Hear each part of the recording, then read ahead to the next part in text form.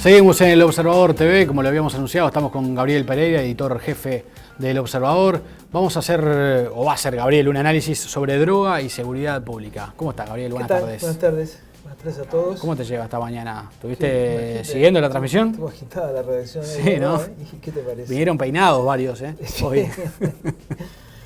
Mira, vamos a hablar de las drogas y los delitos a partir de dos mitos. Uno que se ha manejado a nivel internacional, o de situaciones, y otro local, que han ido cambiando con el paso del tiempo.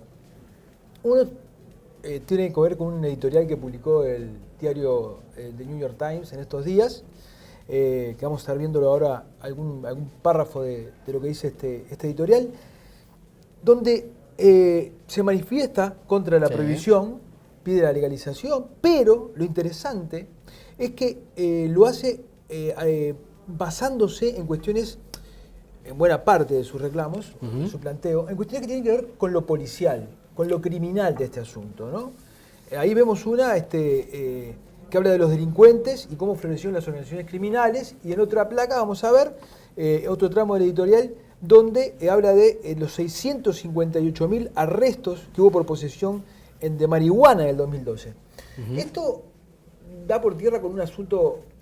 Todo esto es en Estados Unidos. Esto es en Estados Unidos, pero históricamente el debate en torno a las drogas a nivel internacional se centraba o estaba focalizado en que los países emergentes, los países productores, enfocaban y se les obligaba desde los países centrales a enfocar esto como una guerra. Claro. Así se habló de la guerra contra las drogas. Y de hecho hubo dinero, armamento, apoyo logístico. 30.000 millones de dólares costó el Plan Colombia a Estados Unidos y se instaló un clima de violencia en Colombia, en México, en Perú. Pero mientras que era un asunto policial en esos países, para Estados Unidos era un asunto de salud pública. Un tema social casi. Era un tema social, y eso lo cuestionaban mucho los países subdesarrollados. Ahora parece que a Estados Unidos, sin quererlo, se le empieza a convertir en un problema policial. Claro, mandan 1 millón de tipos a la cárcel, se les empieza a convertir a ellos mismos en un tema policial. Y el otro mito que se ha manejado en los países consumidores, en los países que son de tránsito, y es un asunto que se manejó en Uruguay también por parte sobre todo de la academia, es que cuando se hablaba de las drogas en relación a lo policial, a esa pata policial que tiene el tema de las drogas, porque tiene otras patas, ¿no? Lo que se estaba haciendo era criminalizando al consumidor. Que no se podía vincular la droga al delito porque estaba criminalizando al consumidor. Que no tenían que ver los delitos necesariamente que ver con las drogas. Y eso es posible que en un tiempo haya sido así. Claro. Y que desde los sectores conservadores se hubiera intentado mezclar en una misma bolsa crimen, delito y drogas. Pero con el paso del tiempo, también por imperio de las circunstancias, por acumulación de situaciones, por una nueva realidad social, también por la aparición de algunas drogas, aquel discurso, que parecía ser solamente propiedad de los conservadores, se ha hecho realidad. Y todo lo que tiene que ver con lo policial vinculado al tema de las drogas tiene una enorme incidencia en este asunto. Pues lo que decís es que ahora se asocia el consumo con un delito. Ahora es un hecho, por ejemplo... Antes era una cuestión de libertad del individuo, digamos. Uno tenía derecho a consumir. Hoy por hoy, el consumo de pasta base, por ejemplo, ¿quién no vincula el consumo de pasta base a los delitos? Es un hecho que han aumentado los delitos con el consumo de delitos. Incluso se da a la inversa, es decir, alguien que comete un delito, este debe ser pasta basero. Es el razonamiento, aunque no haya consumido, digamos, pero hay como una cuestión de que está muy asociada. Entonces vamos a hablar de las cuestiones policiales vinculadas a la droga. Recién veíamos un cuadro que se me pasó. Ahí tenemos procesados por drogas. Anterior a ese había uno de marihuana incautada por la policía, ¿no? Sí. Entonces ahí entras en la valoración de las cifras que tienen que ver con el delito. Marihuana incautada. Si a vos te dicen que la policía incautó 2 toneladas de marihuana, ¿es una noticia buena o es una noticia mala? Bueno, depende de cómo se lo mire. Está entrando mucha droga al país. En principio es una noticia buena que incauten 2 toneladas, pero se dice que por cada kilo incautado hay 10 kilos que pasan. Entonces, también es una noticia mala. Y es una noticia que cuanto más se incauta, más droga hay en el mercado. Y este no es un dato menor desde el punto de vista policíaco del asunto. Vamos a ver por qué. Los procesados por estupefacientes, que era la otra gráfica que estaba, muestra que el 10% o el 12%, casi el 13% fueron procesados por cuestiones que tienen que ver con las drogas. Y esto se ve muchísimo más claro, lo que quiero decir, en el próximo cuadro, que tiene que ver con las mujeres que fueron procesadas por drogas. Este fue el cuadro que más me impresionó de lo que estás presentando. 114 mujeres presas y en el 2013 665 mujeres presas, un incremento de 583%. Una década. Que Garcés, el comisionado parlamentario, lo atribuye a que la mujer entró al mercado del delito por el lado del mercado de las drogas. Claro. Porque es un delito que le va a la mujer, digamos. No tiene que ejercer violencia, no precisa fuerza, no precisa... no tiene que prostituirse. No tiene que hacer un montón de cosas, digamos, y se le hace un delito relativamente fácil de... Claro. Por tanto, acá tenemos otra pata que tiene que ver con lo policial. Mujeres que obviamente son usadas, no son las capas de la organización. Son usadas como mulas o son usadas como... Sí, digamos, vamos a no esquematizar. En general sí, Pero también se han encontrado jefas, madres de hogar que estaban liderando una bandita de sus hijos y sus amigos de sus hijos. Una boca en la casa. Sí, y abuelas de 65 años que han hecho esto su modo de vida. Por tanto, la cuestión policial vinculada con las drogas no es un asunto menor y por su impacto también en lo social. Podemos hacer la lectura desde lo policial. Claro. Y fíjense este cuadro. Este cuadro tiene que ver con lo anterior y tiene que ver con los futuros delincuentes. Porque la pena por narcotráfico es de 20 meses de prisión a 10 de penitenciaría y la pena por rapiña es de 4 años a 16 años de penitenciaría. Un delito que es mucho más riesgoso. Totalmente. Que pueden pegar un tiro. Expliquemos que la rapiña es un robo con arma. La rapiña es un robo con violencia, no necesariamente con arma. Si yo te agarro, te tiro al piso, te violento, es un hurto con violencia. Eso es la rapiña.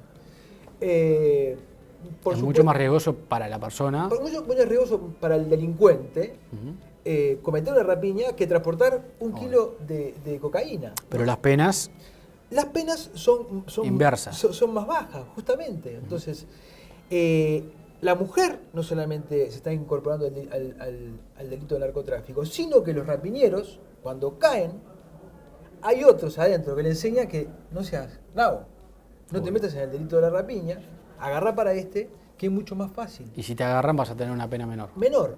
Ese es otro elemento policial que tiene que ver con la droga y que agrava muchísimo el fenómeno de la droga.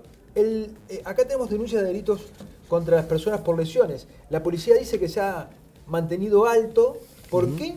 Porque algunos ajustes de cuenta que se contabilizan como lesiones tienen que ver con este fenómeno de luchas de pequeñas organizaciones o algunas no tan pequeñas de la periferia donde te tiran a las piernas. Claro. Por tanto, ahí tenemos otro elemento y otro delito más policial que se incorpora al análisis del fenómeno que es provocado por las drogas. Y vayamos una gráfica más, donde los homicidios, que históricamente en Uruguay estuvieron por debajo de los 200, ahora empiezan a estar por encima de los 200. Sí. Y no solamente empiezan a estar por encima de los 200, sino que si vemos la próxima gráfica, empiezan a tener menores índices de aclaración. ¿Por qué?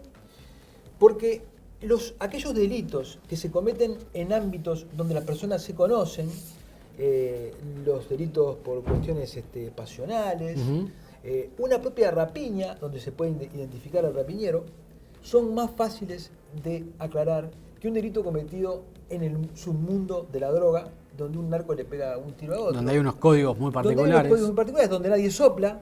Obvio. ¿No? Entonces... Ni incluso los que no están involucrados, pero viven en el barrio, no van a decir en aquella casa... Mirá, esto que acabas de decir es el próximo gráfico, pero fíjate cómo el fenómeno de la droga empieza a impactar también en cuestiones policiales como es la aclaración de delitos. Y el próximo que vos decís es lo que se ha llamado la feudalización, que es la consolidación territorial de un delito. Es decir, los narcotraficantes, a diferencia de lo que puede ser un rapiñero, que rapiña en otro lado y vuelve a su casa, el narcotraficante hace un feudo en el lugar donde delinque. Y logra la adhesión de sectores de la ciudadanía, por razones que sea, porque lo financian, porque le dan ayuda social, e involucran y se consolida esto que es la feudalización, en lo que vemos muchas veces que la policía llega y es atacada. El ícono de eso es Colombia, donde los grandes narcos tenían barrios enteros o a veces ciudades enteras, clubes de fútbol. No estamos viviendo el mismo fenómeno. No, pero me refiero, la lógica es esa, digamos. Es decir, y mucha gente de alguna manera recibe cierto beneficio o tiene más tranquilidad por estar viviendo en ese...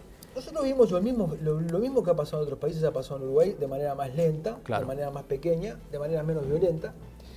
Y lo que llama la atención en esto es la desinformación, que todo esto que hemos estado hablando, digamos, provoca la droga como delito. No es la droga un delito que preocupe sobremanera. No. La inseguridad sí, pero la gente no vincula asocia la droga a la inseguridad, la vincula a la rapiña, a otro tipo de cosas, y acá hemos visto cómo la droga ha incidido en el aumento de determinados delitos, en la aparición de otros, en el ingreso de la mujer al mercado de trabajo, Sí.